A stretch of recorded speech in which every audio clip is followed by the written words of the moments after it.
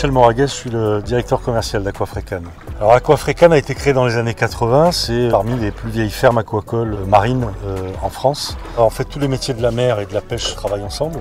On a ici des équipes de pêcheurs, des gens qui s'occupent de l'entretien des structures, de l'entretien des mouillages, des vérifications sanitaires sur le site. On a des gens qui s'occupent de l'aliment, on a un directeur de production qui chapeaute tout ça et on travaille exclusivement sur une chaîne française. On est un des acteurs les plus importants en France en termes de production. Néanmoins, on est resté sur des métiers qui sont très très manuels. Volontairement, peu de choses ont été automatisées.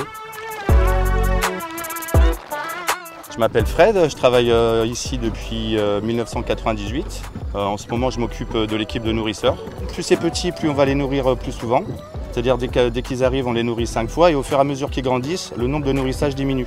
On a deux aliments différents pour le bar et la dorade et des aliments différents aussi suivant les saisons. Elles ont des besoins différents en hiver ou en été, donc on a des granulés différents suivant les saisons et les poissons. On fait tout manuellement ici, oui, on n'a aucun automatisme pour le nourrissage. En fait, on a un aliment, c'est pas fait pour le faire grossir et faire du gras, quoi. Le but, c'est vraiment de le muscler et de faire un beau poisson, quoi. Le but, c'est pas de faire un poisson de 600 grammes justement en un an et demi, il faut suivre vraiment son cycle. Donc je suis en grande partie responsable de le bien-être du poisson. C'est ce qui va engendrer tout ce qui est les changements de filets, les poids moyens, les transferts. Alors pourquoi changer les filets?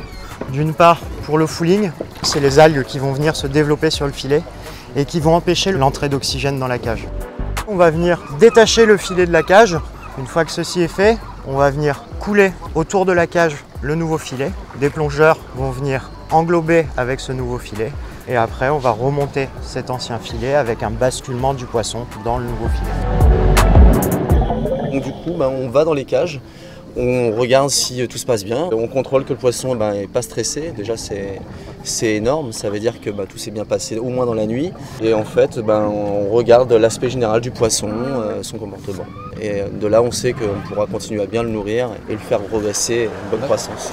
C'est assez impressionnant, il y a un petit côté cathédrale, quoi. Quand on est au fond, ouais, c'est assez merveilleux.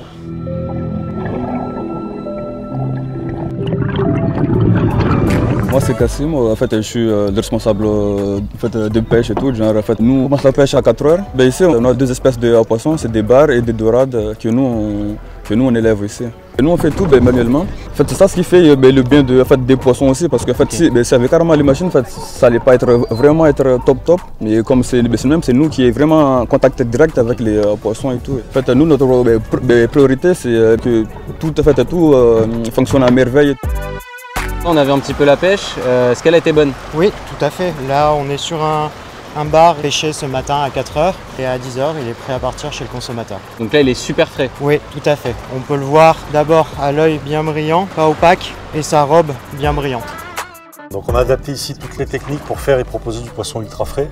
Et donc évidemment, ça paraissait logique de travailler avec une enseigne comme Grand Frais. Et on est sur des circuits très courts, on pêche le poisson le matin et le soir même on livre les entrepôts. Donc vous voyez, on ne peut pas être plus rapide.